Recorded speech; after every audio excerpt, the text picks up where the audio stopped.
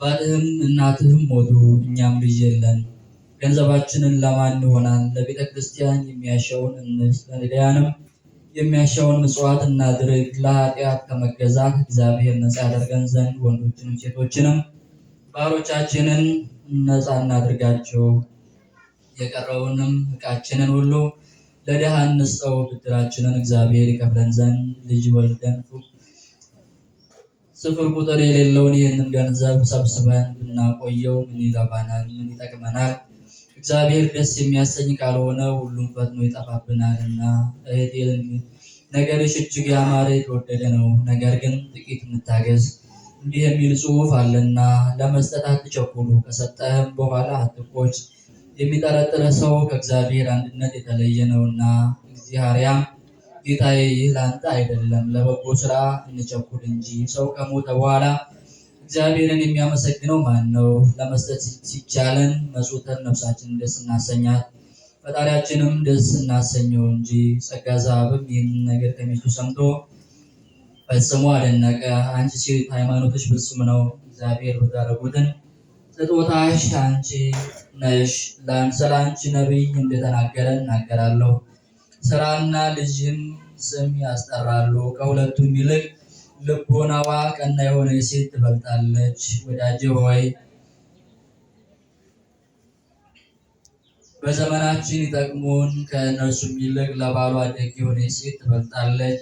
ስለ ምክርሽም እንዲህ እላለሁ፣ ወንድም ረዳትን በመከራ ጊዜ ኃይል ይሆናል። ከሁለቱም ይልቅ ለማዳን ምጽዋት ትበልጣለች። ወርቅና ብር ሀገርን ያጸናሉ። ከሁለቱም ይልቅ በጎ ምክር ትበልጣለች።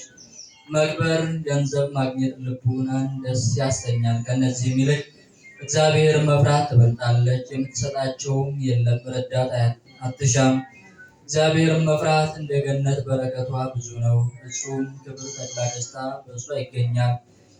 አንቺ ሆይ ልቦናሽ በጎ ነገርን አስቧል። በእውነት ነገር ተናገርሽ። ያልሽኝን ሁሉ ፈጥኜ አደርጋለሁ። ይህንንም ተናግሮ ገንዘቡን ሁሉ ለነዳያን መጸወተ። ባል ልጅ ረዳት ለሌላቸው፣ አሳዳጊ መጋቢ ለሌለው ሁሉ ረዳት ቸር የሆነች ሚስቱ እንደነገረችው ሁኔታውን ገንዘብ ለቤተ እግዚአብሔር ሰጠ። ዳግመኛም ወንዶችንም ሴቶችንም ባሮችን ጠርቶ ወደ ወዳጃችሁ ሂዱ፣ ለእግዚአብሔር ብዬ ከመገዛት ነፃ አውጥቻችኋለሁ። እኔንም ሚስቴንም ከዲያብሎስ መገዛት ነፃ ያደርገን ዘንድ ወንዶችንም ሴቶችን ባሮቹን እንዲህ ባላቸው ጊዜ እጅግ አዘኑ። ጌታችን ምን አደረግንህ? አባታችን ሆይ የሚያሳዝን ስራ ምን ሰራን? ብንበድልህም እነሆ አለንጋ ጅራፍ በፊትህ አለ፣ ግረፈን እንገረፋለን አሉት። ጸጋ ዘአብም ያሳዘናችሁኝ ነገር የለም፣ በእውነት ከፊቱ ቁሞ ከሚያገለግሉት በካህናት በአባቶች በረከት እግዚአብሔር ባርካችሁ። ከእኔ ቤት ልትኖሩ ብትወዱ ግን እንደ ቤቴ ልጅ ሆናችሁ ኑሩ እንጂ ባሮች አይበሏችሁ። ወንዶችንም የጸጋ ዘአብ ወዳጆች፣ ሴቶችንም የእግዚአብሔር ባለሟሎች ይበሏችሁ አላቸው። እንዲህም ባላቸው ጊዜ ሴቶቹም ወንዶቹም ደስ ብሏቸው እጆቹን እግሩን ሳሙ። ወንዶችም ሴቶችም እንደ ባለቤት ነፃ ሆነው ከእርሱ ጋር ብዙ ዘመን ተቀመጡ። እንዲህም ሲኖሩ ስላንደኔ ከምትባል ሴት የተወለደ ሞቶሎሚ የሚባል አንድ ከሃዲ ተነስቶ በሸዋ አውራጃና በዳሞት አውራጃ በኃይሉ ነገሰ። የሞሃራን ወሰን እስከምትሆን ድረስ ዘማ ድረስም ግዛቱን አስፋፋ።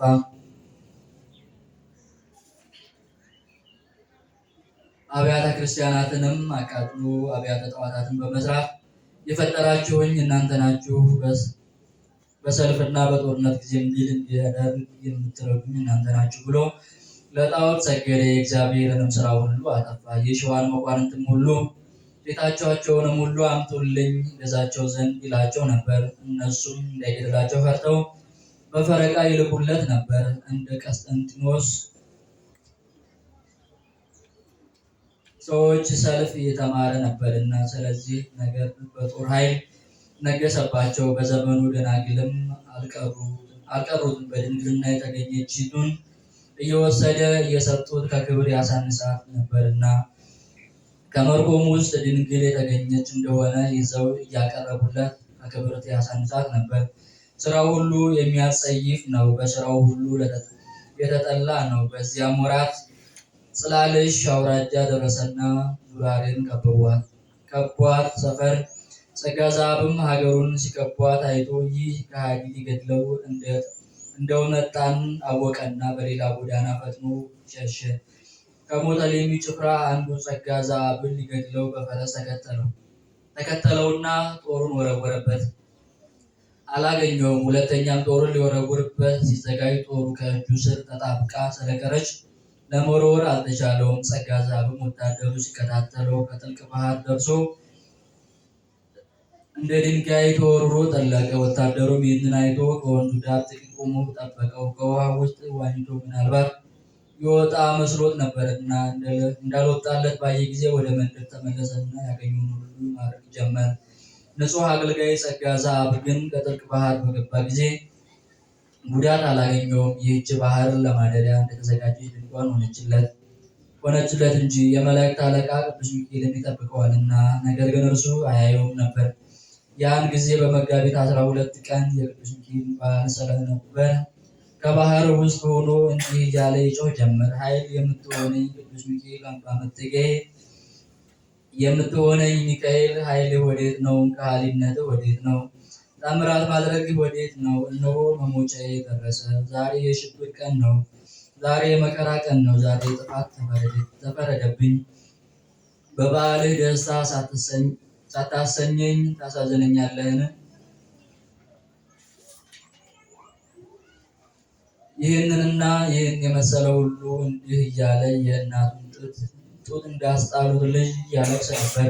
ከዓይኖቹም የሚያቃጥል እንባ በብዛት ያለማቋረጥ ይወርድ ነበር። ያን ጊዜ የመላእክት አለቃ ቅዱስ ሚካኤል ተገለጸለት። ጸጋ ዘአብን ምን ያስለቅሳል? እነሆ እኔ ሚካኤል እጠብቅሃለሁ፣ እኔ አለሁ፣ አትፍራ። ከሜዳ ሳለ ከዚያ ከወታደር አድኜ ቢሆን ታምራቴ ባልተደነቀም ነበር። ከባህር ውስጥ ሳለ አድኜ ባወጣሁ ጊዜ ታምራቴ ይደነቃል እንጂ።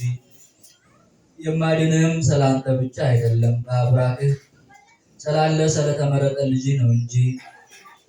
እሱም ለዓለም ሁሉ ብርሃን ይሆናል፣ በስራውም ሁሉ እንደ እኔ ይሆናል።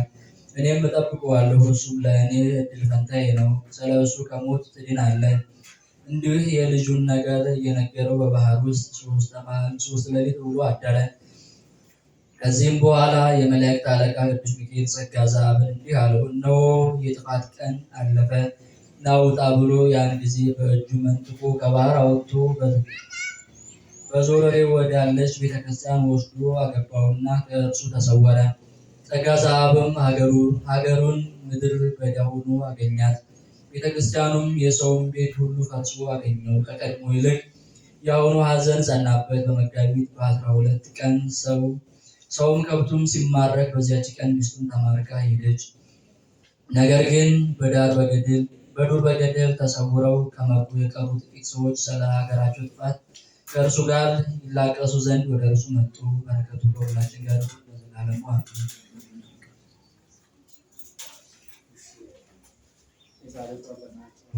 አምላካችን ይደረብር በሰማያችን ወበሰማያት ያለብን ቸርነቱ ያለበትን አቡነ ዘበሰማያት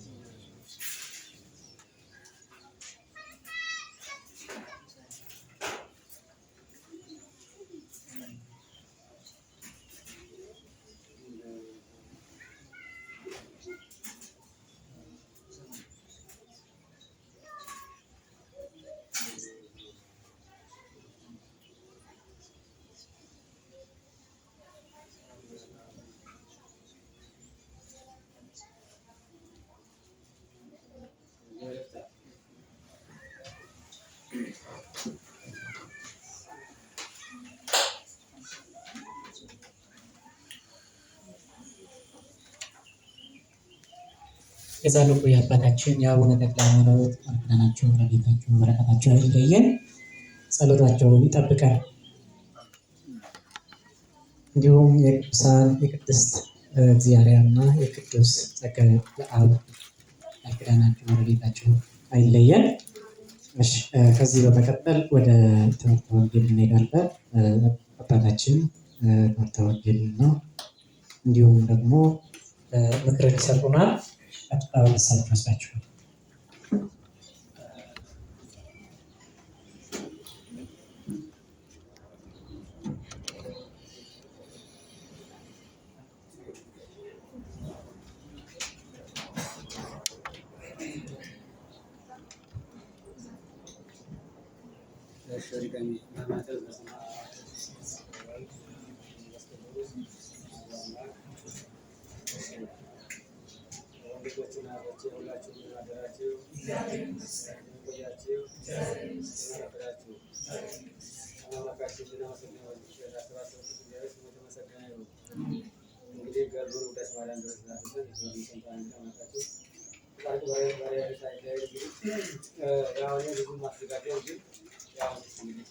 ወንድማችን አገኝ ነው ድንገት የመጣው ቃል ሰብት አውል ያው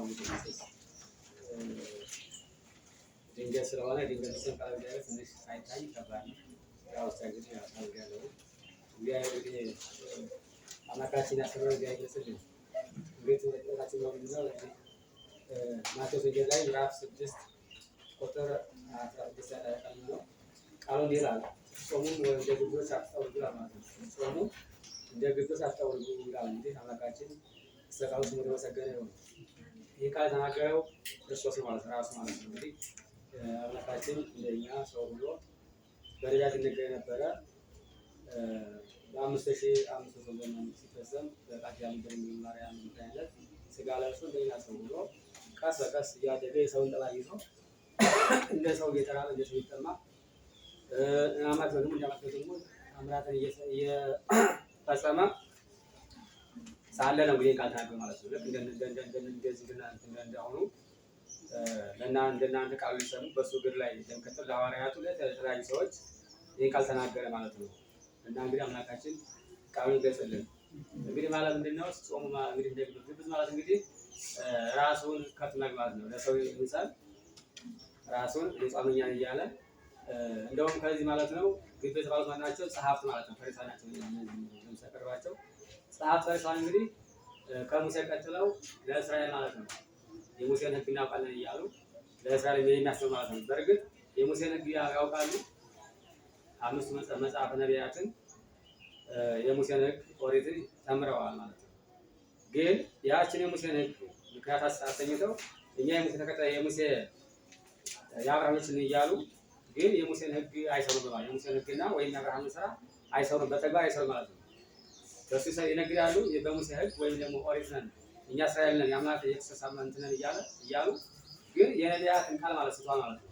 ሳያስተውሉ እንግዲህ ነቢያት ሙሴም ከእሱ ነው የተቀበለው ሕጉ ማለት ነው። ሰው ሙሴም የእሱ ነው ከያመጣ በራሱ ፈጠረው ክርስቶስ ነው የመረጠው በራሱ ማለት ነው። ሁሉ እሱ ነው።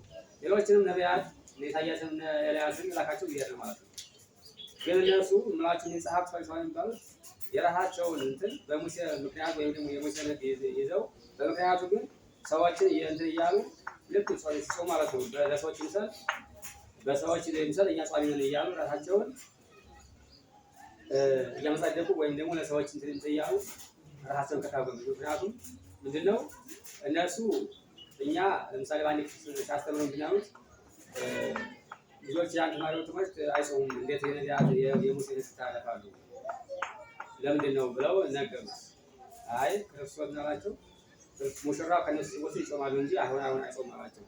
እና እያደረጉ ራሳቸውን የእግዚአብሔር ሕግ እንግዲህ እግዚአብሔር የሚያስተምረው ክርስቶስንም አንተ ዮሴፍ ልጅ እያሉ ይቃወሙበት ሲያስተምርም ሙሴናሳ ህሙማን ሲፈውስም እሱ ምንድነው አንተ የሰው ልጅ ነህ ወይም ደግሞ ምድራዊ ነህ እያሉ ርኩስ እያስመሰሉ እውነቱን ማለት ይቃወሙ ማለት ነው። ምክንያቱም እንግዲህ እሱ መምህር ሲሆን ህዝቡ ሲከተል እነሱ ቆል ማለት ነው። እንግዲህ ሰው እነሱ ያሰቡት ስጋው ማለት ነው። ያውቁት እኮ ነው የነሱ ተቀም እንግዲህ ህዝቡ ያው የነሱ ልጅ የነሱ ጉስ የነሱ ክብር ህዝብ ስለሆነ ክርስቶስ ሲከተል እነሱ የተኛ ይሆናል ማለት ነው። እነሱ ያው ስጋው ያስተሳሰሩ ማለት ነው። እና በዚህ ምክንያት እውነቱ ይቃወሙ እኛ እንጾማለን እኛ እንደዚህ ነን እኛ ህግ ጠባቂን እያሉ ራሳቸውን ከፍ ያደርጉበት ምንድነው? ስለዚህ ምንድነው እንደ መጸባ ወይም የፈሪሳውያን ስትጾሙ ራሳችሁን አትጠውጉ ያያቸው ነበር። ስለዚህ እንግዲህ ራስ ማጣት ማለት ምንድነው? ምንድነው? እናንተ ግን ስትጾሙ ምንድነው ያለው? ራሳችሁን ተቀቡ ፊታችሁን ታጠቡ ነው የሚለው። እንግዲህ ራሳችሁን ተቀበሉ ምንድነው? እንግዲህ መቀባት ማለት እንግዲህ ምንድነው?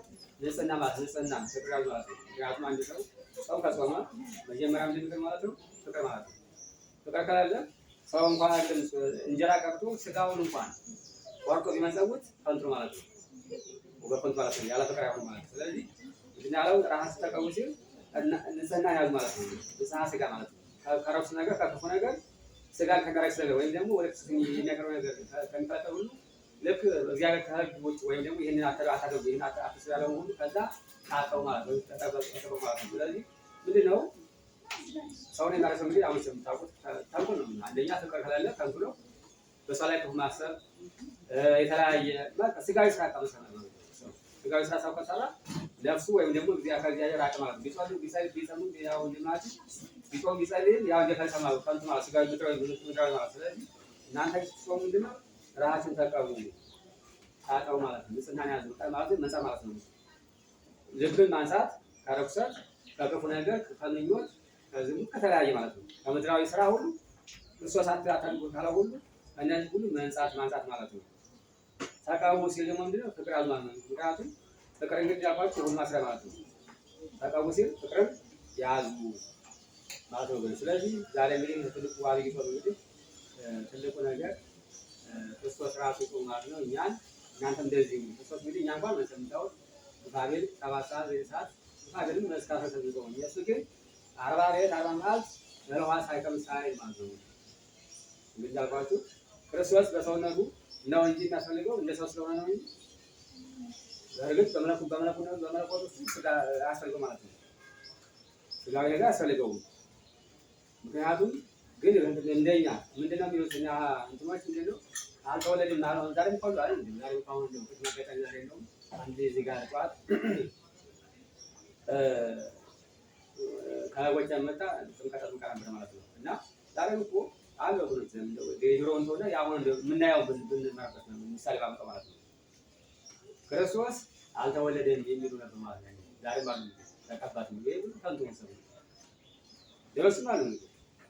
እንደው የኛው ባጭሩም ታውቁት እና አንድ ጧት ተጠብቀ ነበረ። ደግሞ ያው ያለው ነገር ነው። አይ ዋናው መተው ሳይሆን ማመን ያለበት እሱ ወንድም ይኖራል እና ታባጅ ይኖራል እና ያ ስለሆነ እንዴት ነው እኛ ወጣሽ ምናምን ይሻላል እና ይሄ ማለት የለበትም። አንቺ ሃይማኖት የግል ነው። ክርስቶስ ለመጥፋውን በኋላ ጠብቀሽ እንደገና ሲሆን እነሱ ማስተማር ወደዚህ አምጣቸው ሳልገባቸው የደብቁ እኮ ሃይማኖት የለም ማለት ነው። ቃሙ አንድ ሰው ካላመንኩ ለምን እንትን ይዘዋል ተደብቆ እኮ የለም ሃይማኖት ማለት ነው። ቀስና ሲቀበለው እኮ ተደብቀው ነው። አሁን ምናስቀበለው ተደብቀው ነው። ያችን አካባቢውን ብቻ የሚሰብኩ ያን ምስኪኑ ማለት ነው። አንድ ሰው ጴንጤ እንኳን እንደው ሃይማኖታዊ መልኩ ይሰብክ ነው ማለት በእንትን ላይ ነው ቆርጦ ልቡ እንደው ዝም ብሎ ማለት ነው። እሱ እንኳን ማለት ነው ማለት ነው። ስለዚህ አንድ ሰው ካመነ በኋላ ሰብኮ ተደብቆ ሳይሆን ሰብኮ ምን ያለበት ስለዚህ ያው ምን ያው ሲባል ብርሃናችሁ በዓለሙ ወይም በሰው ይብራ ይባላል ይደረቃል ይብሩ አስተምሩ ማለት ነው። ስለዚህ የተዋሉ ሃይማኖት ማንም እናከታ ነው በልጥናቱ። ስለዚህ የኛ ሃይማኖት የኛ ሰው ከንቱ አለ እንዳልኳችሁ ዋናዎቹ ግን ፍቅር መያዝ አለብን፣ ንጽህና ማለት እነዚህ ያለዚህ ግን ንጹህ እናረለም ታስቀርቶ ስጋችን ብንገርፍ እንደምን ከንቱ ነው። ግን እንዳልኳችሁ ንጽህና መያዝ ታጠቡ ስላለ ንጽህና በንስሐ ማለት ነው። ንስሐ ገብተን በንጽህና ንስሐ ገብተን ታጠብ ማለት ነው። ገላችን ወይም ደግሞ ሰውነታችን በሳሙና ቀን እንደዚህ። ስለዚህ እኛ ቢሆን ይሄንን በኃጢአት የቆሸሸ በተለያየ በተለያየ በምድራዊ ስራ ሁሉ ማለት ነው ክርስቶስ አታደርጉ በእነዚህ አታደርጉ ያለው ሁሉ ስህተት ከሆነ እሱ መሀሪ ነው። ንስሐ ተምረን ታጥበን መጥባት ያስፈልጋል ወገኖች እና ፍቅርን ያዙ። ደግሞ እንደ ተቀባ ሲል ደግሞ ምንድን ነው ቅባት ማለት አሁን እንደዚህ አሁን ምንድን ነው ላልገባው ሰው ቅባት ይሄ እንዴ ይባላል ብዙ አልቆም ቅባት እንግዲህ ይሄ ሳይንስ ማለት ይሄ ቅቤ ነው ይሄ ነው ይመስላል ማለት ነው። እንግዲህ ክርስቶስ የሚያስተምረው ምሳሌ ማለት ነው። ቅባት ማለት ፍቅር ነው። ተቀባ ሲል አይደለም ያ የሚቀባው ነው ይላል አይገባኝም ብቻ ከነሱ ያወጣው። ስለዚህ ያ አይደለም ስኬትን የስጋውን እንትን ሳይሆን ተቀባሲ ፍቅር ያህል ማለት ፍቅር ያህል ፍቅር በቅባት ማለት ይመስላል ማለት ነው። ይሄ ነው እና ስለዚህ አንደኛ ሰው እንዴት ተበላለ ወይም ሳይገባ ሲሉ በቁሙ ታርጉሙና ውስጡን ሳያውቁ እንዴት ተቀባብለዋል እንደዚህ ይላል ያ አይደለም ፍቅር ነው። ሚስጥሩ ዋናው ፍቅር ያህል ሲል ማለት ነው። አጠው ሲል ደግሞ ንስሐ ገቡ ማለት ነው። ንስሐ ገብታችሁ በንጽህና ማለት ነው። እንግዲህ ፍቅር ንስሐ ሰው ንስሐ ገብቶ ፍቅር ካለው በቃ ጾም ጸሎት እንግዲህ በቃ ሰምረ ማለት ነው። እንግዲህ አንድ ሰው ሳይታጠብ አሁን እንጀራ ይገባ እንዴት ነው ማለት ነው። ስለዚህ ጾም ቢሆን ወደ ክርስቶስ የሚቀርብ ጸሎት ስለሆነ ወደ እሱ ካቀረብ ምንድነው ታጥበን ማለት ነው። ልክ ማዕድ ክቡር እንደሆነ ስጋዊ ማዕድ ክቡር ስለሆነ እና ታጥበን በንስሐ በፍቅር ከያዝነው ልክ ሰመረ ማለት ነው። ጾሙና ጸሎቱ ሰመረ። እግዚአብሔር ይወዶ ይሄን ነውና እሱ ያስተማረን ይሄን ነው አይደል? እነዚህን ነዋያት ምንድነው እነዚህ ያለሙን አትሉ ማለት ነው። ክርስቶስ በዚህ በአብይ ጾም እንግዲህ ያው ዛሬ እንግዲህ ያው ትልቁ ነገር ምኩራብ ይባላል። ዛሬ ምኩራብ ማለት እንግዲህ ያው ድሮ ክርስቶስ የሚያስበርበት ወይ ደግሞ እስራኤል ወይ ክርስቲያን የሚሰበሰቡት ማለት አዳራሽ ማለት ነው፣ ወይ ቤተ ማለት ነው። በዛ ውስጥ ዛሬ እንግዲህ ምንድነው ገብቶ ቤተሰ ቤተ ጸሎት ይሰመኝ ብሎ የኔ ቤት ግን የጸሎት ቤት ነው እንጂ የመለዋወጫና ቤት አይደለም ብሎ በዛ የሚተጓዙ እንግዲህ ሰው እንግዲህ በዛ ነበሩ ፈሪሳውያን እንግዲህ ሰው እንግዲህ ተመለሱ እንኳን ገብተው ዛሬም ያው በሸምበግታው የሆነ ነው እንግዲህ የክርስቶስን ቤት ቃል እግዚአብሔር የጸሎት ቤት የነበረው ወንጌል የሚማሩበትን የእግዚአብሔር ሕግ የሚማሩበትን ቤተ መቅደስ ምኩራብ ማሩት እሱ ግን መለዋወጫ ማለት ነው። ሰው ገብተው እንግዲህ ተዳፍረው እንግዲህ ሕጉ እንደቋጥጥ እንግዲህ የሙሴ ሕግ እንግዲህ የሙሴ ምኩራብ የሚሰራ ክርስቶስ ለማምለጫ ሕጉ ለመመሪያ ነው። እንግዲህ የነቢያት እነዚህ አምስቱ ክርስቶስ ያጣው የሙሴን እንትን አትግደል፣ አታመንዝር፣ አምላክህን እግዚአብሔርን አክብር የሚለውን እኒህን ሕጎች የሚማሩበትን እነሱ የሚያደርጉት መለዋወጫ ማለት ነው።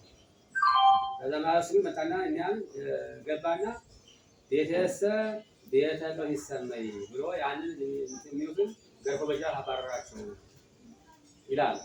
ዛሬም ያው አይቀርም እንግዲህ ዛሬም ቤተክርስቲያን እንደዛኛው ወገኖች ነገር ከዚህ ሰውረን እና ይሄ ነው ንጽህና በፍቅር ያዙ ነው። እና እሱ እንግዲህ ክርስቶስ በጸና ገንዘብ ማለት ነው። አሁን እንግዲህ በዚህ በአብይ ጾም ውስጥ እንግዲህ ሰይጣን ከባድ ነው እንዳልኳችሁ።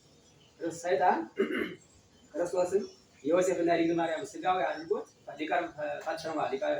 ሊፈትን ቀርብ ማለት ሰው ምናለው መጀመሪያ ክርስቶስ ያው እንዳልኳችሁ በስጋው እንደ ስጋዊነቱ በጾም በዝግጅት ስለሚሰግድ የደከመ የተራበ መሰለው ይላል። ከዛ ቀረበና ይሄንን እስቲ አንተ ክርስቶስ ከሆንክ ወይም እግዚአብሔር ከሆንክ ይሄንን ዳቦ ይሄን ድንጋይ ዳቦ ይሆን ዘንድ ይዘዳሉ ለናለሱ ሰይጣን የሰው ልጅ እኮ በእንጀራ ብቻ አይኖርም በእግዚአብሔር ኃይል ነው ይላል። ቤተሰብ በዚህ እንግዲህ ነሰማ ሰው ስለዚህ ሰይጣንን አሳፈረው በቃ መልስ የለውም። የሰው ልጅ በእንጀራ ብቻ አይኖርም ማለት በእግዚአብሔር ኃይል በእግዚአብሔር ቃል ነው እንጂ ሲለው መጨረሻ አጣ። ከዛ ምን አደረገ? ወደ ረጅም ተራራ እንግዲህ ሰው ወደ ረጅም ተራራ ወሰደው ነው እዚህ ማቴዎስ ላይ ያለው። ከዛ ወሰደና ምን አለው? የዓለምን ክብር ሁሉ የነገሥታቱን ይሄን ወርቁን ሁሉ ይሄን ዓለም ሁሉ አሳየው። ከባድ ሰይጣን ነው። በጣም ልቡ በጣም ከባድ ነው። ሳስቡት እንደው ደፋር እኮ ነው። እንደው ለኔ ወርቅ ሰግልኝ አለ። ይሄን ሁሉ እኮ ይሄን ነው ያስታለው አለ ሰይጣን። ለአምላክ ለእግዚአብሔር ስጋት ተጽፏል። አምላክን ለእግዚአብሔር ለስጋት ተጽፏል ብሎ መልስ አጣለ።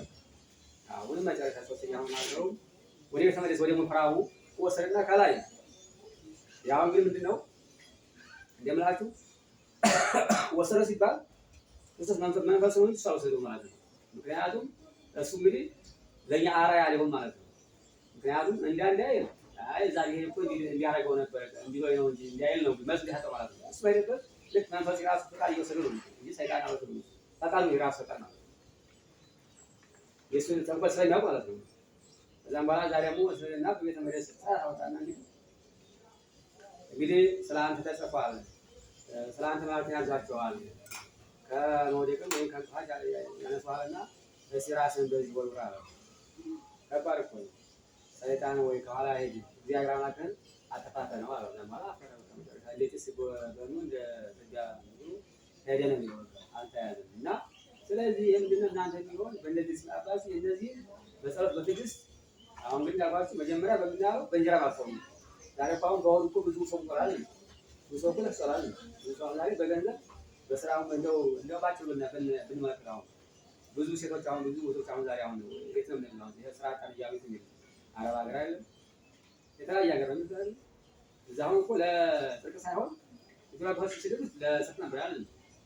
እግዚአብሔር ክብር እግዚአብሔር ነበር ገዳ ነበር። አሁን ዛሬ ግን ስራ ፍለጋ እንጀራ ፍለጋ ከፈልጋ ገዛ ካይ እንደዛ ያሉ የት ነው ይሄ ወደ ሀገር ማለት ነው።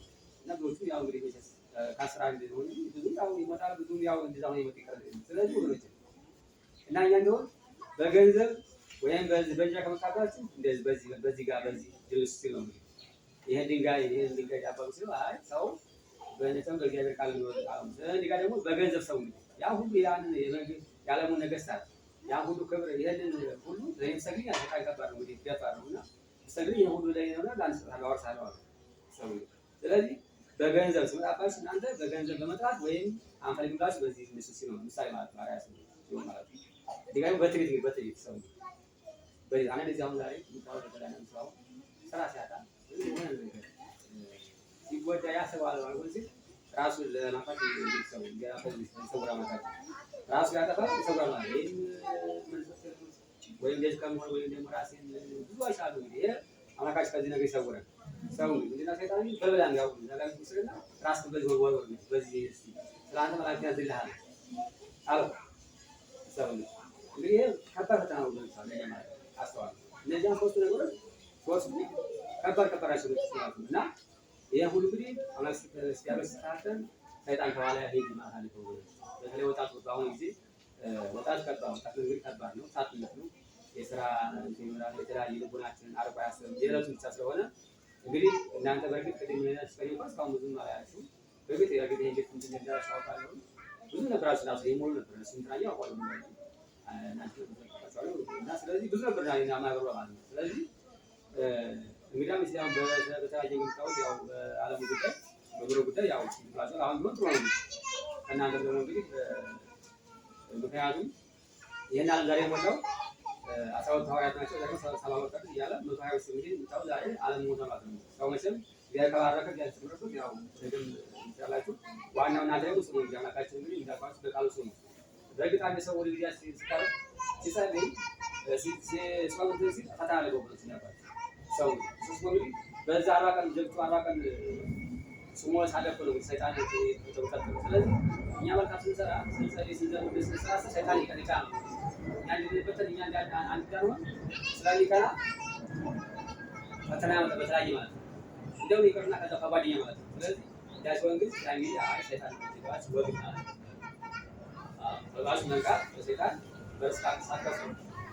ሰይጣንን ማሸነፍ አለባችሁ መቼና መልካም ነው እንግዲህ እስከዚህ ያመጣችሁ እንደዚህ ማለት ነው እናታችን ስላስተማረን ስሙ ለመሰከነ ይሁን በጾሙ ግን ያልባል ጾማችን እንግዲህ ያመጣችሁ በእርግጥ ይሄ አዋጅ ነው ማለት አዋጅ ነው አንደዚህ አሁን በውስጥ ማንንም ያውቀው ይላል ያን ይባላል አሁን ጾም እንግዲህ አሁን በቃል ነው አንደኛ የአዋጅ ጾም አለ የግልጽ አለ እንግዲህ ይሰጣል አይደል ያን ነው እንግዲህ በውስጥ ጾም ነው ማለት ለጅን ዝጋ የሚለው ለጅን ዝጋ ማለት ከክፉ ነገር ተጠብቆ ነው ልብን ከክፉ ነው ይላል ክፉ ከመናገር ክፉ ከማያት ይሄ ነው ደጅ ባለው ልብ ነው አይደል ጆሮ ነው አይደል ይሄ ነው ክፉ ሰምተን እንኳን ቢሆን አትወልስ መካን ታው ዝጋ በማለት ነው ሰላም በርግጥ ይገባ ወይም ተሰማው ያን ነገር ተዋለድ ማለት ነው አገኝ ወደ ቦና መዝጋ ማለት ነው ለወንድ ወይ ደግሞ ከመካል እንዳልናገር ስለዚህ እና ደጅ ዝጋ ማለት ክፉ ነገር ከመስማት ከመናገር ደጅ ዝጋ ማለት ነው እና ስለዚህ ደግሞ ያው ውስጥ እግዚአብሔር አምላክ ስላል ማለት ነውና የነሳቸው በርግጥ የነሳቸው ያ ማን ነው ያው የነሳባት ነው ይተናው ማለት ያ ግን ያው ሰው ነው ያልባችሁ በፍቅር መጾም ነው በለስና በነስሐ መጾም ያስፈልገው ዛሬ ጾመኛ ነው ወይ ደግሞ ነው ማለት ይሄ ለሁሉም ስለማውቁ ባይታው ሲሆን አዋጅ ጾም ማለት ነው ሁሉ ከታ ስለሆነ ግን እንደው ንጽህና ያስፈልጋል ማለት ነው ያባችሁ ራስን ብታጣ ያስፈልጋል በንጽህና ፍቅር መያዝ በቃ ያስፈልጋል እና ስለዚህ ነው አማካችን ስላስተማከሉ ስለተመሰገነ ይሁን እንግዲህ ከታ ጋር ለመቃወም ወደለብኝ ወስባለ እንዲያይ አመሰግናለሁ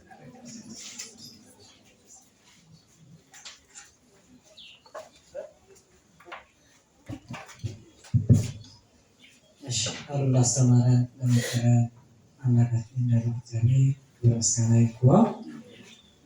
ቃሉን ያስተማሩ ለአባታችን እግዚአብሔር አምላክ ቃል ያሰማልን። እኛም በሰማነው ቃል 160 ያማረ ፍሬ አፍርተን የቤቱ ቀዳሾች የክብሩ ወራሾች እንድንሆን እግዚአብሔር አምላካችን መልካም ቃሉ ይሁንልን። ከዚህ በመቀጠል ያሉት መርሃ ግብራት እናስኬዳለን ማለት ነው። እንግዲህ አባታችን ጠቅለል አድርጎ ወቅቱን በተመለከተ ትምህርተ ወንጌልን አስተምሮናል። በድጋሚ እግዚአብሔር አምላክ ቃል ያሰማልን፣ በዕድሜ በጤና ይጠብቅልን። እኛም ደግሞ ከዚህ በጥልቀት መረዳት ያለብንና ትኩረት መስጠት ያለብን ነገር ቢኖር በእኛ በቅድስት ቤተክርስቲያናችን እያንዳንዱ ነገር ሲከናወን በምስጢር በምሳሌ እና በአጽንኦት ስለሆነ እኛም ደግሞ ትኩረት ሰጥተን ምን ሊመክረኝ ነው እግዚአብሔር ለእኔ ምን መልዕክት ያስተላልፍ ነው እኔስ ምን ወጋ ነኝ የሚለውን ራሳችን መገምገም ያለብን ማለት ነው።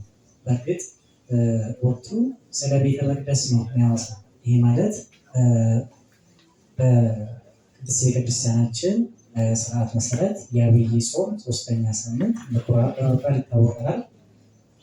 ስለ ምኩራብ ሲነሳ ስለ ቤተ መቅደስ ነው። ቤተ መቅደስ ደግሞ አንዱም የሰው ልጅ ነው። የለበስነው ስጋ የእግዚአብሔር አምላክ ማደሪያ ቤተ መቅደስ ተብሎ ስለሚጠራ ማለት ነው።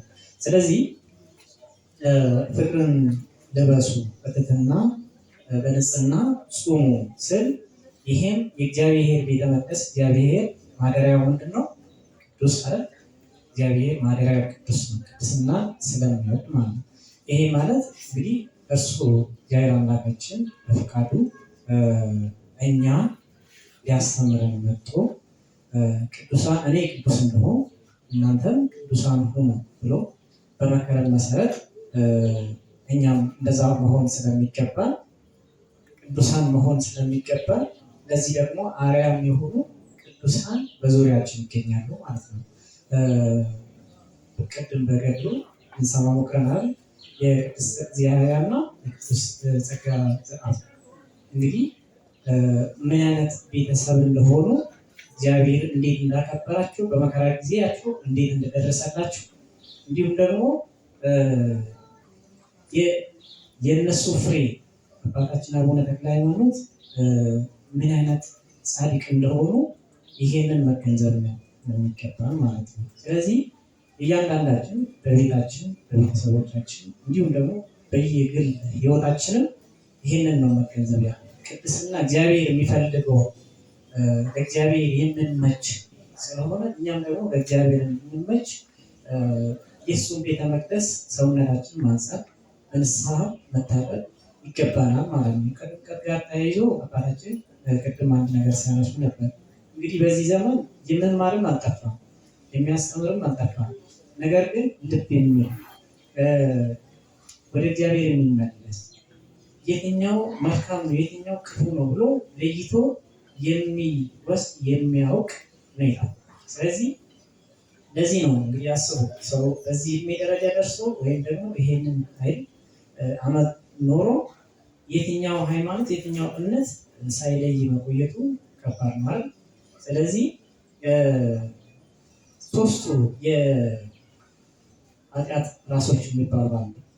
የሰው ልጅ ያው በባህሪው ሰውነቱ ለኃጢአት የተመቸ ማለት እግዚአብሔር አምላክ የሰው ልጅ ራሱን እንዲያውቅ አድርጎ ስለፈጠረ እኛም ደግሞ በዓለም ስንኖር እውቀትንም መመርመር እንዳለብን የትኛውን መከተል እንዳለብን በስጋችንን ደግሞ ስንኖር ነፍሳችንን እንዳጠማ ስጋችን የሚወደውን ይሄ ሶስቱ የኃጢአት ራስ የተባሉት እነኚህ መራቅ እንዳለብን የአባታችን አጥቶ አስተምሮናል ማለት ነው። እግዚአብሔር አምላክ በድጋሚ እሳቸው ቃል ያሰማልን። እኛም ደግሞ በተማርነው ቃል ተለዋጮች እንድንሆን እግዚአብሔር አምላክ መልካም ፈቃዱ ይሁንልን። ከዚህ በመቀጠል እህታችን ትዕግስት በምታቀርብልናች ቀጥታ ወደ እህታችን ይሰጣል።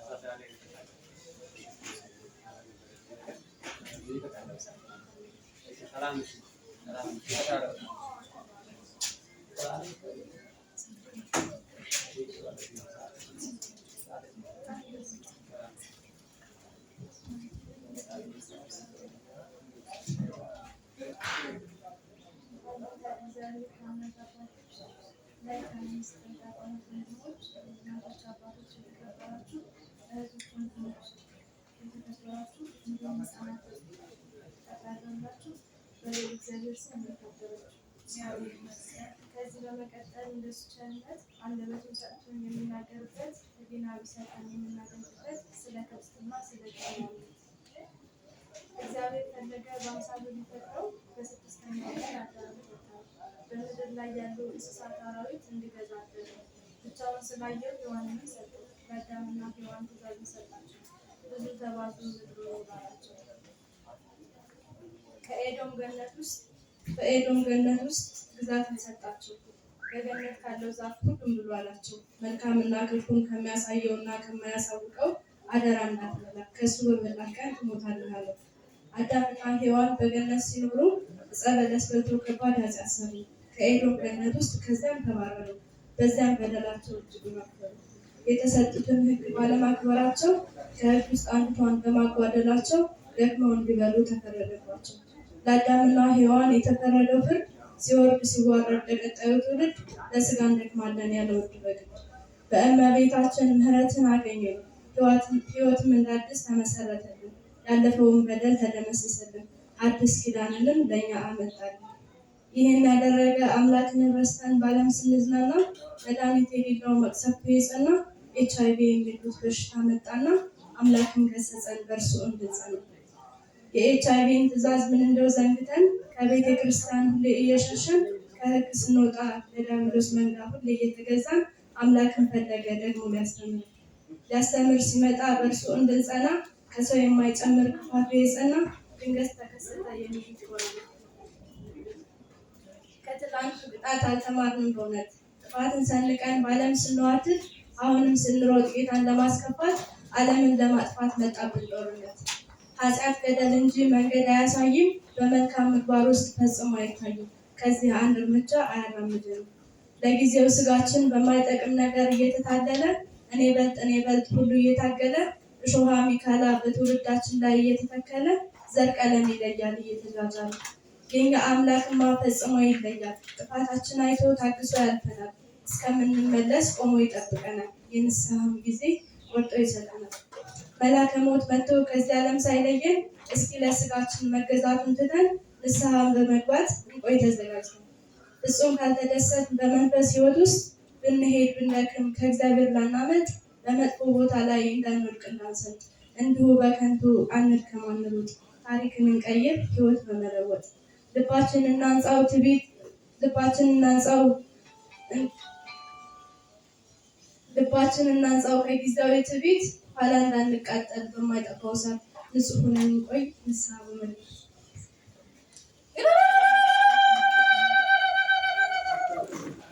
እግዚአብሔር አምላክ በቃሉ በግጥም አድሮ ያስተማረን የመከረን ለእሱ ክብር ምስጋና ይግባው። እህታችን እግዚአብሔር አምላክ በጣም የሚጣፍጥ እና ወቅቱን የዋጀ ግጥም ነው እና እግዚአብሔር አምላክ ቃል ያሰማልን፣ በእድሜ በጤና ይጠብቅልን፣ በቤቱ ያጽናት። ከዚህ በመቀጠል የመልእክት ግብር ይኖረናል ማለት ነው። ያሉት መልእክቶችን ሰምተን ከዛ ወደ ፍጻሜ እንሄዳለን ማለት ነው። ከዛ በፊት ግን አንድ ዝማሬ መረጡና አንድ ዝማሬ ይዘመራል ማለት ነው። መርሃ ግብራችን እንግዲህ አጣበቃ መጠን እናደርገን ነው እየሄድን ያለ ነው። በሰዓቱ ጨርሳለሁ ማለት ነው።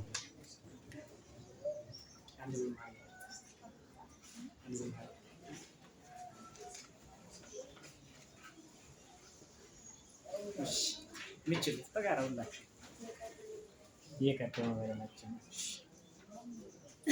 የቀደመው በደላችን የሚለው መዝሙር ለመዘመር በአብ በወልድ በመንፈስ ቅዱስ አምነን እግዚአብሔር አናንሱ የቀደመ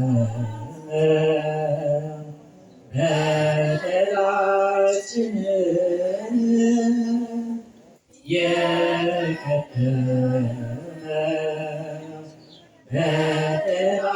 በደላችንን አሳስበን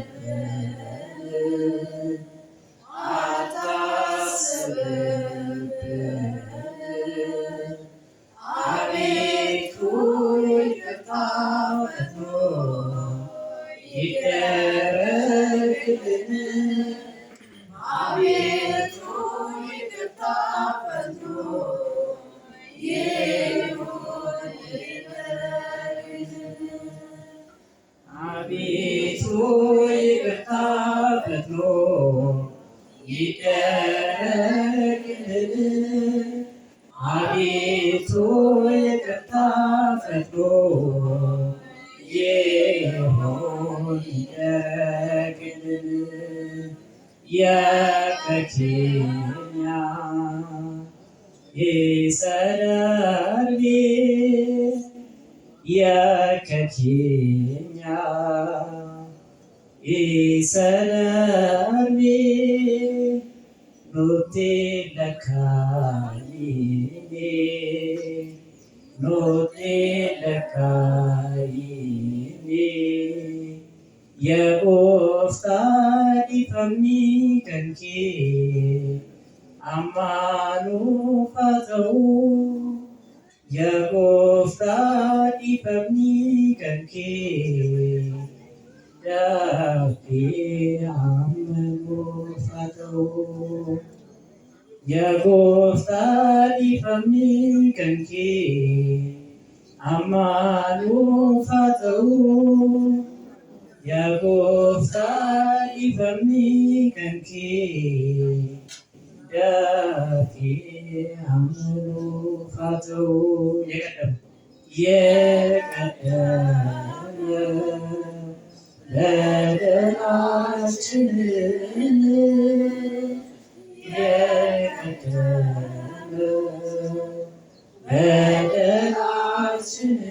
በደላችንን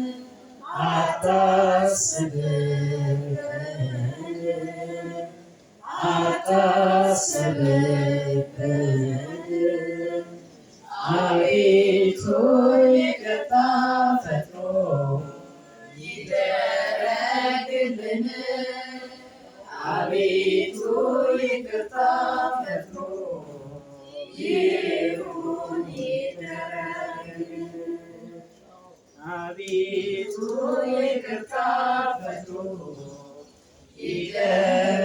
ይደረግልን አቤቱ ይቅርታ ፈጥኖ ይሁን ይደረግልን። መዘመሪያ ለበትሉ እግዚአብሔር አምላክ ዝማሬ መላእክትን ያሰማል። ከዚህ በመቀጠል ወደ መልእክት እንሄዳለን። የቀደሙ በደላችንን መዝሙር ዳዊት መዝሙር 79 ቁጥር 8 ላይ ያለው ቃል ነው ማለት ነው። አቤቱ የቀደሙ በደላችንን አታስብብን፣ ምሕረትህ ይቅርታ ፈጥኖ ይደረግልን ነው የሚለው ማለት ነው። እግዚአብሔር አምላክ ምሕረቱና ይቅርታው ፈጥኖ ይደረግልን። ከዚህ በመቀጠል ወደ መልእክት እንሄዳለን።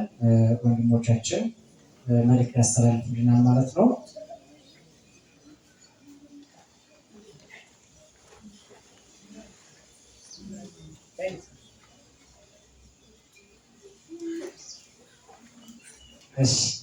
ሌላ ውይይት ይዘዋል። እስከዛ አንዳንድ ነገሮችን እንወያያለን ማለት ነው። የመጀመሪያው ስለ መርሃ ግብር ይሆናል። ስለ መርሃ ግብር ማለት ከዚህ በኋላ በየወሩ መርሃ ግብራትን እንዴት አሬንጅ ማድረግ እንዳለብን እናወራለን ማለት ነው። እሱ ምንድን ነው? የመጀመሪያው ጸሎት ይኖረናል። ከጸሎት በኋላ ግን የጋራ ጸሎት ወይም ደግሞ በጋራ የምናቀርብ ነገር መኖር ግዴታ ይሆናል ማለት ነው። ለምሳሌ አሁን ዛሬ ገድለ ተክለ ሃይማኖትን በጋራ ሰምተናል። ልክ እንደዚሁ በጋራ የምናደርሰው ነገር መኖር ግዴታ ነው ማለት ነው። ስለዚህ በዚህ መልክ እናንተም ደግሞ ይሄ ይሁን ይሄ ቢሆን የምትሉት ከራሳችሁ ከዚህ በፊት ካላችሁ ልምድ ራሳችሁን ደግሞ በፍላጎታችሁ አንጻር ይሄ ነው ብላችሁ ውስጥ አንድ ሁለት አስበሽቱንና ከዛ የሚፈጠረው ወደ መልእክቱ እንሄዳለን ማለት ነው። በዚሁ እንቀጥል በመጣንበት ወይስ እንዲህ ይሄ ነው የምትሉትን የራሳችሁን ሀሳብ አቅርቡና ያን ግባት ተጠቅመን ደግሞ ያን ነገር አድርገን እናደርጋለን ማለት ነው። በተጨማሪ ደግሞ የዝማሬ ሰዓትንም የዝማሬ መርሃ ግብርንም አሬንጅ ማድረግ ስላለብን ማለት ነው። ትምህርት ብቻ አይደለም። ትምህርት በእርግጥ አሬንጅ ሆኗል ወይም ደግሞ ተቀምጧል። በየወሩ ኮርስ ወይም ደግሞ ተከታታይ ትምህርት እንድንማር እንትና ወጥተናል፣ እቅድ ወጥቶ ተቀምጧል። ነገር ግን አባታችን በአንድም ሌላም ሳይመቻችላቸው ቀርቶ እንዲተላለፍ ሆኗል ማለት ነው። ከዚህ ውጭ ደግሞ የአለፈው ወር ምን ተባብለን ነበር? ሌሎች በደብሮ የነበሩ ወጣቶች ማህበር ነበራል ባወራ ነበራችሁ የዛሬ ወር እሺ፣ የዛሬ ወር ምን ነበር? እዚህ ወጣቶች የነበሩ ከኛ ጋር አልነበሩ። ስለዚህ እነሱም ስለሚቀላቀሉ ወይም ደግሞ ከኛ ጋር በየወሩ አንድ ላይ ስለምንማር ተብሎ ነው ትምህርቱ በተከታታይ የያዝነው። ወራላ ከኛ ጋር እንማሩ የተዘጋጀውን ትምህርት ለመታደል ያቀር ነው ማለት ነው። ነገር ግን በአንድም በሌላ ሊገኙ ስላልቻሉ ከአሁን በኋላ ግን የእኛ መርሃ ግብራት ይሄ ነው። በዚህ ለምን በዚህ መስራት አለ የምትሉትን ታነሱልን እና እኛ እንደ ግብዓት ተጠቅመን እኛንም ደግሞ እስካሁን ያዘጋጀነው እቅዶቻችን በቋሚነት ማለት ነው መርሃ ግብሮቻችን እንዴት ማስኬድ እንዳለብን እናንተ ግብዓት እንወስዳለን ማለት ነው። ለምን ይሄ ድል ተሰጥቷችኋል በዚህ ስለዚህ ሀሳብ ነው የምትሰጡት ማለት ነው። ውሳኔ አይደለም፣ ሀሳብ ነው።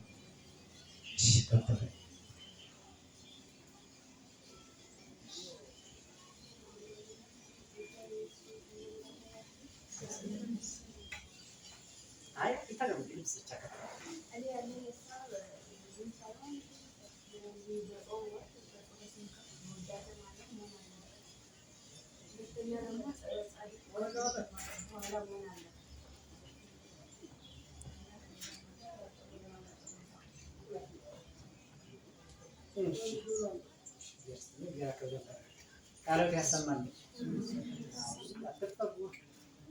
ቃለ ሕይወት ያሰማልን።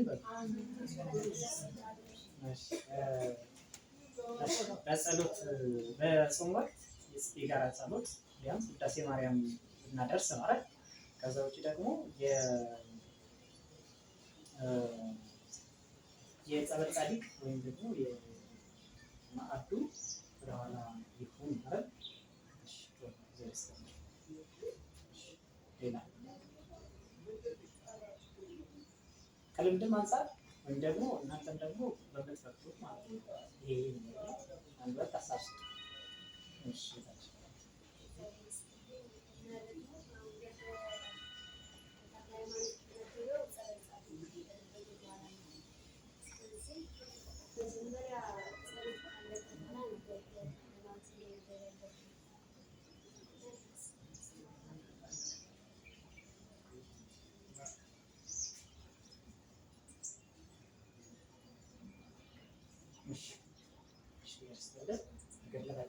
ያው ልክ ጸሎት የመጀመሪያ መክፈቻ ጸሎት እንደጀመር በዛው እንዲነበባል በዛ መሰረት ይሆናል ማለት ነው።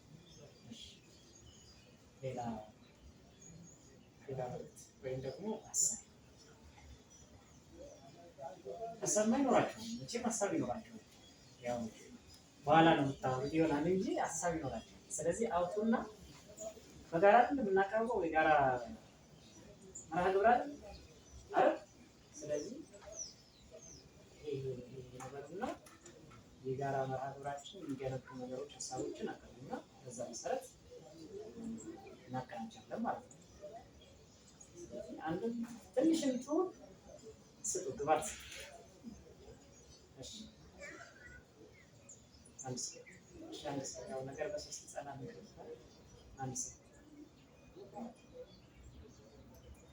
ሌላም ካላችሁ መዝሙር በቃ የራሳችሁን ከልምድም አንፃር ወይም ደግሞ ከዚህ በፊት ካላችሁ ተፈጥሮ አንፃር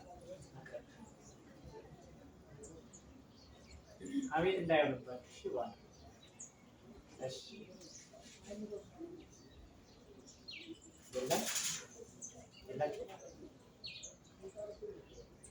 ስለዚህ ተመጥታችኋል ማለት ነው።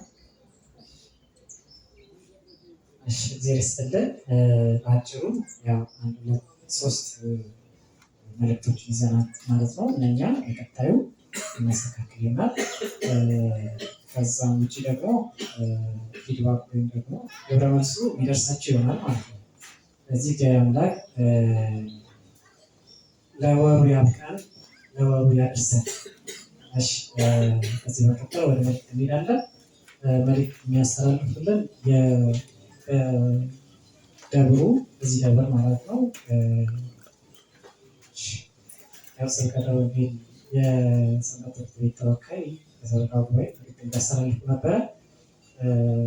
ነገር ግን ስላልተገኙ ቀጥታ ወደ ወንድማችን ወደ ዳኝ ወስዳችኋሉ ማለት ነው።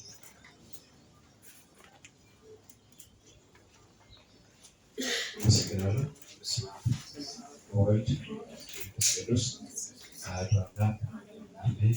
ውድ የጻድቁ ጋራው የአቡነ ተክለ ሃይማኖት ማህበርተኞች እንዴት አረፈዳችሁ? እግዚአብሔር ይመስገን። ኃያሉ እግዚአብሔር የተመሰገነ ይሁን። ያው እንደሚታወቀው ማህበራችን እያደገ እየመጣ ያለው በየወሩ የጽዋው መርሃ ግብር እያካሄድን እንገኛለን እና ያው በዚህ ሁሉ የተባበራችሁ ምስጋና ይገባቸዋል።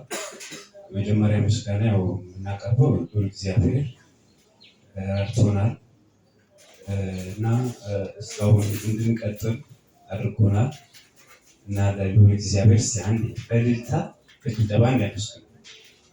እልል አይባልም ሶሪ ያው ብዙም ወደ ሃይማኖቱ ላይ ትኩረት ስለማል ያው እግዚአብሔር የተመሰገነ ይሁን። ያው ትልቅ ነገር አድርጎልናል። ሁለተኛው ደግሞ ትልቁን ሚና እና ዋናው ነገር ያደረጉልን ያው ጻድቁ አባታችን አቡነ ተክለ ሃይማኖት ናቸው። ያው በጣም እናመሰግናቸዋለን። እሳቸውም የተመሰገኑ ይሁኑ። ከዚህ በለጠ ክብር ይገባቸዋል። በእውነት የተመሰገነ ይሁኑ እና ያው ይሄ ሁሉ የሚደረገው ለኛ ነው። በነገራችን ለማንም አይደለም፣ ለሁላችንም በተለይ በዓለም ውስጥ ግራ ለገባት ለዞሮብን ግራ ገብቶን ብዙ ነገር አልሟላ አልሳካላለን። ለሁላችን እውቀት ለሚፈልግ እውቀት አልሳካላለው፣ ስራ ያጣ ስራ አልሳካላለው። እንደገና ደግሞ ጤና ከሌለው በስራም በህይወቱ በሚኖርበት ሰዓት ጤና ለሌለው ጤና እንዲሳካ ጤና እንዲኖረው ያው እንደዚህ መታሰቢያቸውን እያደረግን እዚህ የማህበር ስራ በአንድነት ስራዎችን እየሰራን እየተባበርን የሆነ ነገር ስናደርግ እነዚህ ነገሮች ሁሉ ይሟሉልናል። ስለዚህ ይህን እናምናለን። በረከተ ስጋ በረከተ ነፍስ እናገኛለን ብለን ነው እዚህ የምንሰባሰበው። ስለዚህ ይሄ ደግሞ ለእኛ ትልቁ ጠቀሜታ እነሱ ለእኛ ነው እንጂ እነሱ በተለይ አባታችን ጻድቁ ሁሉም ነገር ለራሳቸው እንኳን ለራሳቸው ለዓለም ሁሉ ተርፈዋል ማለት ነው። ይህንን በረከት ደግሞ እኛንም መሻማት ያለብን እነዚህ ነገሮች በማድረግ ወይም መታሰቢያቸው ላይ በመገኘት የበረከት ስራዎችን በማድረግ በመሳተፍ በማህበር ውስጥ ስራዎችን በመስራት እነዚህ ነገሮች ማድረግ አለብን። ስለዚህ ጻድቁ የተመሰገኑ ይሁን። እንደገና በሶስተኛ ደረጃ ደግሞ ሁልጊዜ በተለይ ስራ አስፈጻሚዎች ይህን ማህበር እንዲሳካ በየወሩ እንደዚህ አይነት መርሃ ግብሮች እንዲሳኩ ትልቅ ዋጋ ይከፍላሉ። ስለዚህ ለዚህ ዋጋቸውም እነሱም ያው ምስጋና ይገባቸዋል። ምክንያቱም በስራ ሰዓታቸው ጊዜያቸውን መስዋዕት እያደረጉ እየተሰበሰቡ ውይይት እያደረጉ እንዲህ ብናደርገው እንደዚህ የተሻለ ነው እንደዚህ ነው በሚል በመወያየት አንድ በመሆን ተነጋግረው ነው ይሄ መርሃ ግብር እንዲሳካ ውጤታማ እንዲሆን እያደረጉ ያሉት። እነሱንም እናመሰግናቸዋለን ማለት ነው ስራ አስፈጻሚዎች። በመጨረሻ ላይ ደግሞ መናገር የምፈልገው ሌላ አራተኛ ምስጋና ማቅረብ የምፈልገው እዚህ ሁልጊዜ የሚገኛል እዚህ ከኛ ከማህበር ውስጥ አባላት ውስጥ ሁልጊዜ እዚህ የሚገኛል መርሃ ግብሩ ላይ ፕሮግራሙ ላይ የሚታደም ሁልጊዜ ሳይቋረጥ። ስለዚህ እነሱ ምስጋና ይገባቸዋል። ምክንያቱም እነሱ ሁልጊዜ ሲመጡ ሌላ ሰው ይዘው ይመጣል። ሌላ ሰው ሁልጊዜ እነሱ ሲመጡ ደግሞ ሌሎች ደግሞ እነሱ እየተከተሉ ይመጣል። ሌሎች እየተከተሉ ይመጣል። ስለዚህ እነሱም ትልቅ ዋጋ ከፍለዋል። ስለዚህ እነሱም መመስገን አለባቸው ብዬ አስባለሁ። ወደ ዋናው መልእክት ስመጣ የዚህ አሁን የቆምኩበት ዋና መልእክት መልእክቱን ለመናገር ስለሆነ ነው የመጣሁት። እዚህ መልእክቱን ለመናገር ያህል ምንድነው የምናደርገው? ያው ስራ አስፈጻሚው ያው ወይም ያ ስራ አስፈጻሚ የሚባለው አባላት እየተነጋገርን እየተወያየንበት ነው። አሁን በጣም በዚህ 3 ወር ውስጥ ተደራራቢ የሆኑ ፕሮግራሞች አሉ ከአሁኑ ከሚቀጥለው ወር ጀምሮ እና ደግሞ ሌላዎችም ስራዎችም ባለፈውም የእንትኑ ዕለትም ገልጬላቸዋለሁ። ከተነጋገርን በኋላ የሽንት ቤቱ ስራ ጉዳይ አለ፣ የልዩ ዝማሬ ፕሮግራሙ ጉዳይ አለ። በዚህ ላይ በጣም ተደራራቢ ስራዎች ስላሉ እናንተም እንደ ማህበርተኛ እናንተም የአስተዋጽኦቻችሁን ማድረግ ስላለባችሁ አላችሁበት ቦታ በምትገኙበት በቴሌግራም የሚሆን በአካልም መተለኛ መልዕክት ለእናንተ ስናስተላልፍ እንድትተባበሩና እናንተም ከኛ ጋር ሆናችሁ እንድታግዙ፣ ገንዘብ መሰብሰብ ከሆነ ገንዘብ መሰብሰብ፣ የሚቀሩ ሌሎችም ጉዳዮች ካሉን እዛ ላይ እንድትተባበሩ። በተለይ ከእናንተ የሚጠበቀው ምንድን ነው? ሌላ ከዚህ በፊት የሚመጡት የነበሩት ልጆች እያስታወሳችሁ 1 ሳምንት ሲቀረው የሚቀጥለው ሳምንት እኮ እዛ የጽዋ መታሰቢያ እናደርጋለን፣ የጻድቁ መታሰቢያ የጽዋ ፕሮግራም አለ፣ በዛ ላይ እንገኝ እያላችሁ ልጆቹን ይዛችሁ መምጣት ማስተባበር፣ ልጆቹን መጥራት፣ ወደዚህ ይዛችሁ መምጣት፣ ይሄ ትልቅ ስራችሁ ነው ማለት የእናንተ ትልቅ ድርሻችሁ። ስለዚህ ይሄንን እንድትወጡ አደራ እላለሁ። ሌላ ደግሞ ከዚህ እኛ ተወያይተን ይህን ነገር ከተወያየንበት በኋላ መልዕክት ካስተላለፍንላችሁ በኋላ የእኛን መልዕክት ወይም ትዕዛዝ አብረን አንድ ላይ ሆነን ሁላችሁም ወደ መሬት እንድታወርዱ ማለት ነው፣ ወደ ተግባር እንድታወርዱ ነው። ይሄን ለመናገር ነው። አመሰግናለሁ።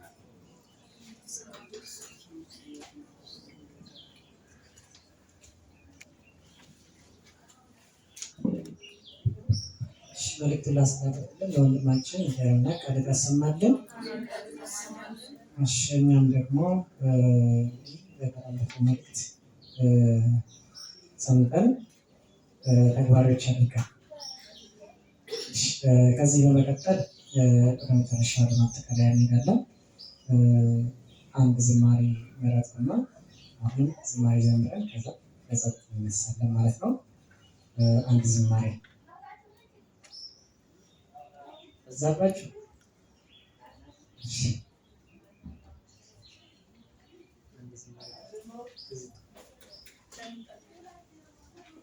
ትችላላችሁ። ለምን ጠላኝ ወንድሜ ትችላላችሁ። አንስተን እንዳምጣው ብዬ ነው። እሺ ወይ አጠር ያለሽ እድሉ ልስጥሽ እንጂ ቀይሪ። አጠር ያለ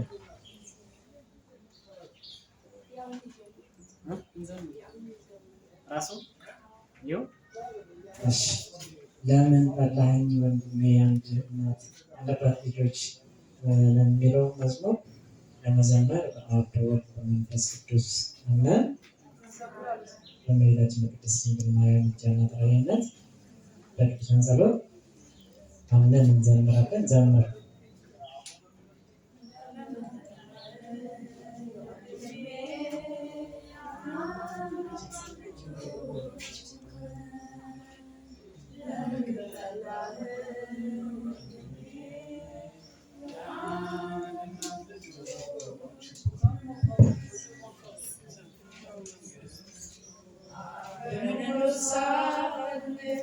ሰፊ ነው ግዛቱ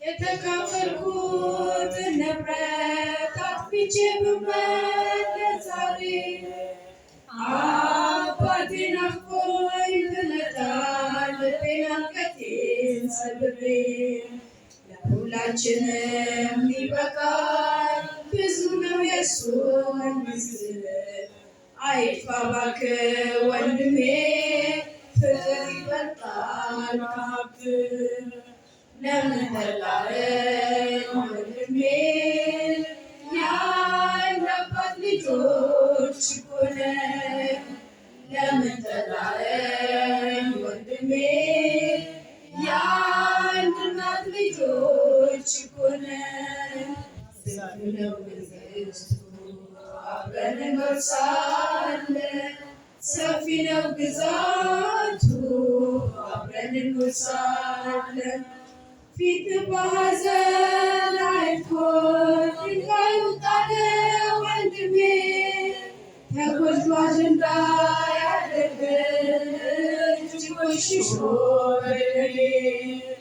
ሁላችንም ይበቃል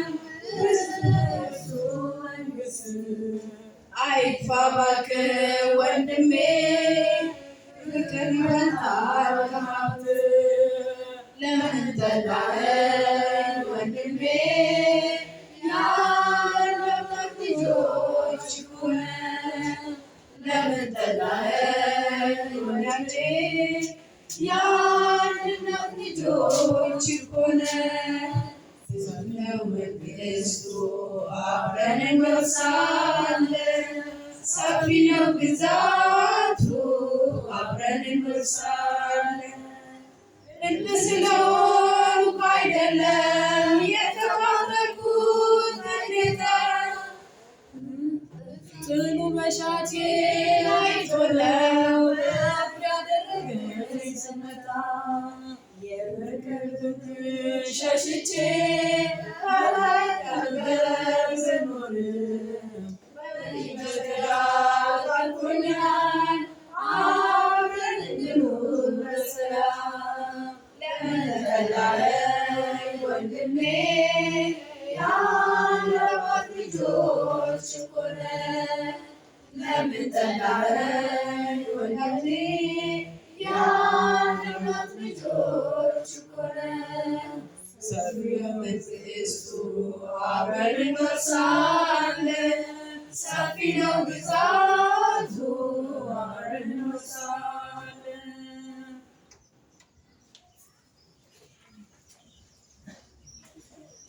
ለዝማሬው ለነበረን ጊዜ እግዚአብሔር አምላካችን ስሙ የተመሰገነ ይሁን። እግዚአብሔር አምላክ መዋደድን እርስ በርስ መፋቀርን ያድለን።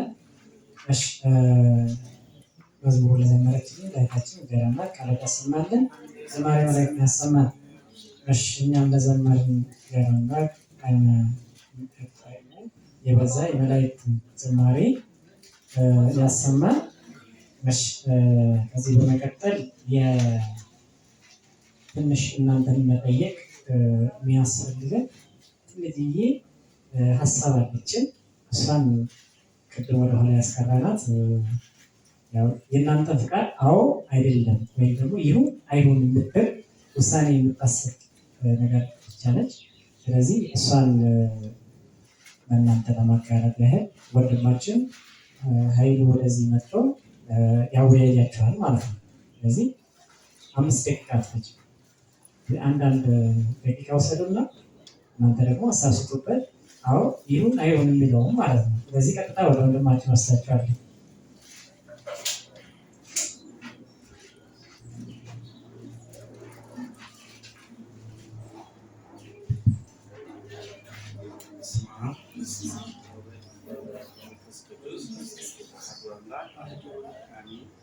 እንደምናደራችሁ ቆያችሁ። እግዚአብሔራችን ስም የተመሰገነ የተከበረ ይሁን።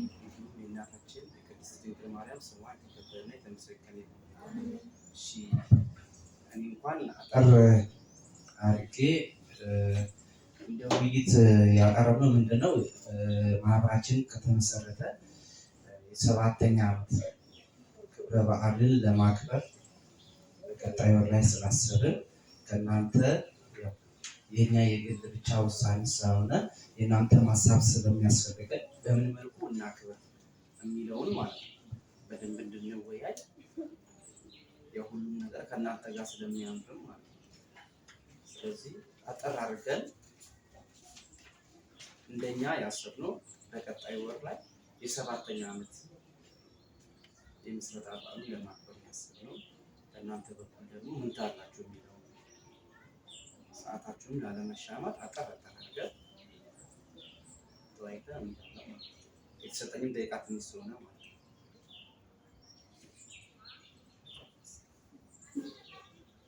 ሀሳብ ቀጣይ ዓመት እንዴት እናክብረው?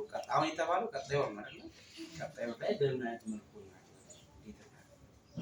ምን ዝግጅቶች ይደረጉ የሚለው ነው። ቀላል ነገር ነው።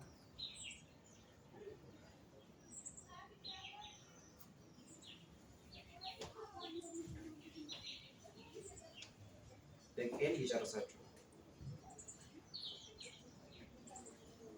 ማለት ይኸውላችሁ እስካሁን ድረስ የዓመታዊ ክብረ በዓላችን የነበር የሰው እንትን ጥቂት ስለሆነ እስካሁን እንደዚህ ዓመታዊ ክብረ በዓል አክብረናል።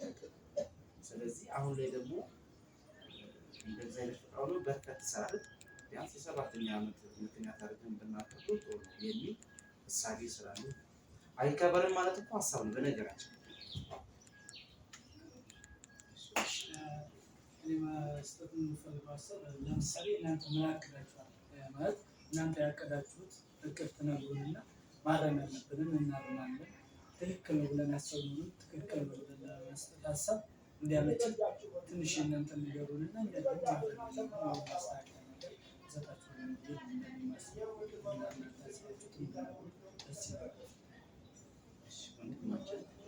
እናንተ ያሰባችሁት ያው እኛ ያሰብነው በዓል እንትኑን የማክበር ነው። ሀሳብ ትልቁ የኛ ሀሳብ እንትን ያለው እሱ ነው የማክበር ነው። እንዴት እናክብር የሚለውን ደግሞ ከእናንተ ጋር ለመወያየት እኛ እንዴት እናክብር የሚለውን ስራ ተወያየንበት ማለት ነው። እድሉን ለቤቱ ለእናንተ ስራ አደረግነው ማለት ነው። እኛ አስበን የመጣነው ምንድን ነው በዓሉን ብቻ የማክበር ማለት ነው። ይችን አጭሯን ነገር ብቻ ነው የመጣነው። እንዴት እናክብር የሚለውን ደግሞ ተወያይተንበት ቢሆን በዚህ መልኩ አስበናል ብለን እንነግራችሁ ነበር። ግን ከእናንተ ይምጣበት እንደኔ ሀሳብ በቃ ለምሳሌ መምህር ቢጋበዝ ዘማሪ ቢጋበዝ ከዛም በኋላ ላይ ደግሞ ሌላ ምዕመናን ለመሰብሰብ ደግሞ ወይም ምዕመን እንዲመጣ ከፈለግን ደግሞ በራሪ ወረቀቶችን አዘጋጅተን እኔ ለማውቀው 5ም ሊሆን ይችላል ለዛ ለ5 መስጠት አንተም ደግሞ እንደዛው እዚህ አባል ላይ ያለነው ብዙ ልጆች 5 ሰጠን ማለት ከ5ቱ 2 ወይም 1 ሰው መጣ ማለት ለእኛ ትልቅ ነገር ነው። የምንፈልገው ብዛትን ሳይሆን ሰው መጥቶ ወደዚህ ወደ ቤተክርስቲያን እንዲቀርብ ነው የምንፈልገው። ቢመጡ አሪፍ ነው። ነገር ግን እግዚአብሔር የመረጠው ነው የሚሆንና እኛ በመረጥነው ሳይሆን እግዚአብሔር የመረጠው እነሱ የሚመጡ ከሆነ ደስ ይላል። ስለዚህ በራሪ ወረቀቶች ሊዘጋጁ ያስባል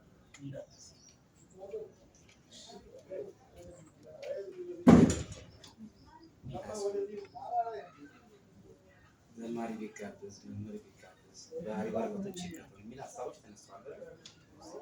እናንተም ደግሞ ሌላችሁ ሀሳብ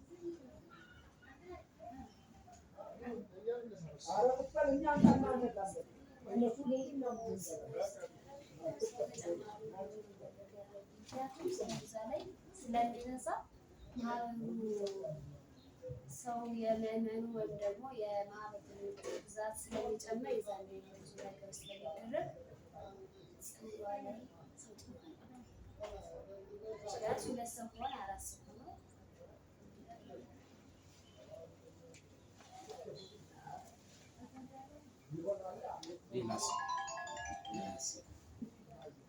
እና ደግሞ በአራቱም ሳምንቶች ያው 4ኛ ላይ የሚሆነው በ3ቱ ወይ 2ቱ ተጨማሪ መገኘት አለበት።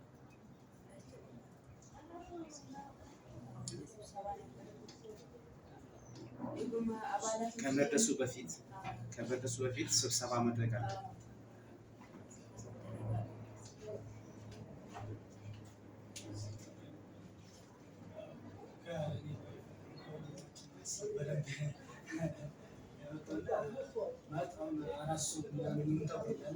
አስፈላጊ ከሆነ ለየአቅማችንን የተወሰነ ብር አዋጥተን ሰፋ ባለ መልኩ ስለሚዘጋጅ የተወሰነ ብር አጋጭተን ሀሳቡን እንድናደርገው በጣም የተሻለ ነው። ምክንያቱም እንግዳ መቀበል በሌቀንሱ ነገር እንደሆነብን የሆነ በዓል አለ ሰፋ አድርገን አስበንበት የሚዘጋጅ ጊዜ የሚፈልግ ነገር ነው። ጊዜው ከደረሰ በኋላ ከመሯሯጥ ይልቅ ከዛሬ ነው ማሰብ ያለብን። ስለዚህ እንደዚህ አይነት ነገሮች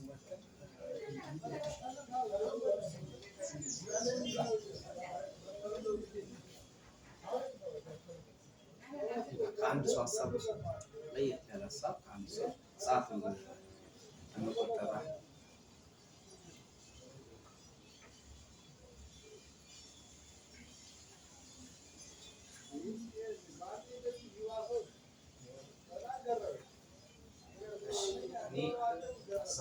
የግልን ሀሳብ እና ምንድነው ያው ዓመታዊ ክብረ በዓል ሲባል ብዙ አሁን ዝክር የሚጨምር ተብሎ የተነሳ አለ። ስብሰባም ደግሞ ቅድመ ዝግጅት እንድናደርግ ሀሳቦች ናቸው። በመዋጮም አድርገን የሚሉ ሀሳቦች ተነስተዋል አይደል? ሁሉም የተነሱ ሀሳብ አስፈላጊዎች ስለሆኑ ማለት ነው። እኔ እንደኔ ያው ዝክሩም እንዳለ ሆኖ ለምሳሌ እንግዶች የሚኖሩብን ይችላሉ። ከዚህ ፊትም ደግሞ ማህበር ውስጥ የቆዩ ልጆች አሁን ላይ ማህበሩ ላይ የመቀሩ ልጆች አሉ። እነሱንም እንደ እንግዳ አድርገን እንድንጋብዝ ማህበሩ እስካሁን አንዳንድ ልጆች አሁን መጥተው ማህበሩ እስካሁን አለን እስከሚል ድረስ የደረሱ በጉዞም እየጠራ ናቸው። የቆዩ ልጆችንም የምንጠራበት እንትን ሊኖር ስለሚችል እንግዳ ደግሞ ያው ሲጠራ ደግሞ ያው በባዶ ቤት አይጠራም፣ የሆነ ነገር ያስፈልጋል። ስለዚህ እኔ የኔን ሀሳብ ብያችሁ እንትን አለው። እኔ የግሌ ሀሳብ ምንድን ነው እሱ ወንድማችን እንዳለው የሆነ ነገር መዋጮ ተደርጎ ዝክራውን ዳቦና ውሃ ነው የምናዘጋጀው በእንትን የዛ ጊዜ ደግሞ ለየት ብሎ ልክ ለጉዞ እንደምናደርገው እንጀራና ወጥ ሊዘጋጅ ጦም ብዬ የሚል ሀሳብ አለ። ከእናንተ እንዲመጣ ነበር እኔ ይህንን የፈለጉት ማለት ነው። ስለዚህ እነኛን ነገሮች ለማድረግ ደግሞ በጣም ቀላል ከተባበርን ማለት ነው፣ ትብብር። ስለዚህ የእናንተ ትብብር ያስፈልገናል፣ የእናንተ እርዳታ ያስፈልጋል። ስለዚህ እኔ እንደግል ያችን ነገር አድርገን መምህርም የተባለው ዘማሪ በተቻለ መጠን ቆንጆ እንትን ከእግዚአብሔር ፍቃድ ጋር ቆንጆ እንትን ይኖራል ብዬ አስባለሁ። ለየት ያለ ሀሳብ ያለው ሰው ካለ ግን መቀበልና በመከበሩ ፈቃደኛ ናቸው አይደል? ሰባተኛው በመከበሩ ፈቃደኛ ናቸው። ፕሮግራሙ ደግሞ ይሄ በመዋጮ የተባለው ለምሳሌ ያው በዳቦ ብቻ አይሆንም ማለት እኔ በዳቦም ይሁን ካላችሁ ችግር የለም፣ የእናንተ እንትን ነው።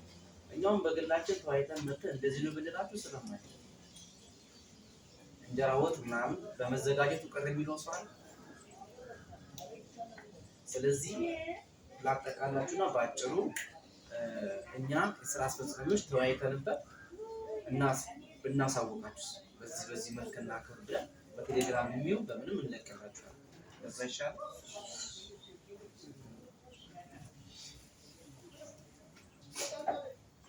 ለወንድማችን እግዚአብሔር አምላክ ቃል ያሰማልን። እሺ ለእናንተ እግዚአብሔር አምላክ ቃል ያሰማልን፣ ከሁላችን ያሰማልን። እሺ እንግዲህ ወሳኝ ነው ብዬ አስባለሁ። ማህበሩ በመስጠት ዋጭ መስጠት አድርጓል አይደል? ስለዚህ ቀድሞ በዚህ ሲሳተፉ የነበሩት አሁን በስጋ ያራቁን በመንፈስ ከኛ ጋር ያሉት ወንድሞቻችን እህቶቻችን እነሱን ጥሪ አድርገን እኛም ደግሞ አንድ ሁለት ወንድም እህቶቻችን ይዘን የአባላት በዛው ብንጋብዛችሁ ባይት እናደርጋችሁ እና አባላት እንዲሆኑ ጥሪያችን ብናቀርብ እንግዲህ ነው ማለት ነው አጠቃላይ። ከዛ ውጭ ደግሞ የእናንተ ሀሳብ ያው እንዳለ ሆኖ የእናንተ ሀሳብ ላይ ተመርኩዞ ነው ማለት ነው የስራ አስፈጻሚ የሚሰራደው የሚያዘጋጀው ማለት ነው ይፈጽማል። ስለዚህ በዚህ እናደርገው አነሳስቶ ላስጨመር አስጨምሮ ላስፈጽመን ለሁሉ እግዚአብሔር ክብር ምስጋና ይግባው። ለፍጻሜ ጸሎት እንነሳ።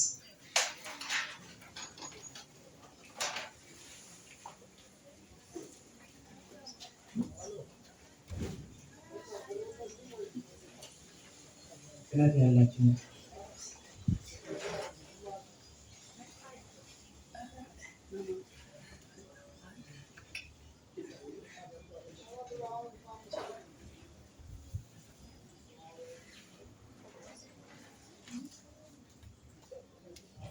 እናማትን በስመ አብ ወወልድ ወመንፈስ ቅዱስ አሐዱ አምላክ አሜን።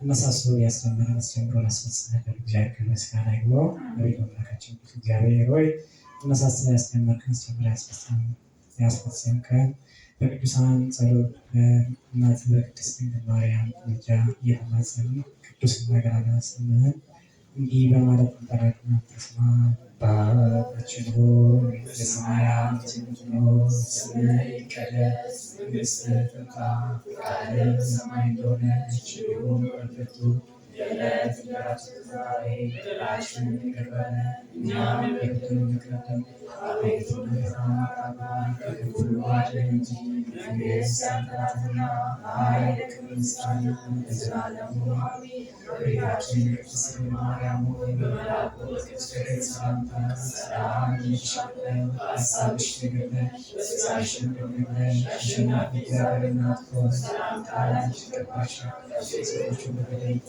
አንቺ የተባረክሽ ነሽ፣ የማኅፀንሽ ፍሬ የተባረከ ነው። ጸጋን የተሞላሽ ቅድስት ሆይ ደስ ይበልሽ፣ እግዚአብሔር ከአንቺ ጋር ነውና ከተወደደው ልጅሽ ከጌታችን ከመድኃኒታችን ከኢየሱስ ክርስቶስ ዘንድ ይቅርታና ኃጢአታችንን የሚያስተሰርይ ዘንድ ለዘላለሙ አሜን። ክብር ምስጋና ይሁን አብ ወወልድ ወመንፈስ ቅዱስ ዛሬም ዘወትርም ለዘላለሙ ድረስ። መዋጮ እንሰበስባለን። መዋጮ አውጡ። በጸሎቱ ለነበረን ጊዜ አምላካችን ቅዱስ ስሙ የተመሰገነ ይሁን። ወዳጅ ቅድስት ድንግል ማርያም በምልጃዋ ረድኤቷ ስላልተለየችን ለእሷ ምስጋና ይግባል። እግዚአብሔር መላእክት፣ ጻድቃን፣ ሰማዕታት አባቶቻችን ጻድቃን መነኮሳት እንደየግብራቸው በጸጋቸው ብዛት እግዚአብሔር ባከበራቸው መጠን የተመሰገኑና ከፍ ያሉ ይሁኑልን። እናንተም ደግሞ በሰላም በሰማይ ወደዚህ በሰላም እንዳወጣችሁ በሰላም በሰማይ ያደርጋል። ወደ የቤቶቻችሁ ይመልሳችሁ ይመልሰን። በስብሐት እግዚአብሔር ወለወላዲቱ ድንግል ወለመስቀሉ ክቡር። ይቆያል።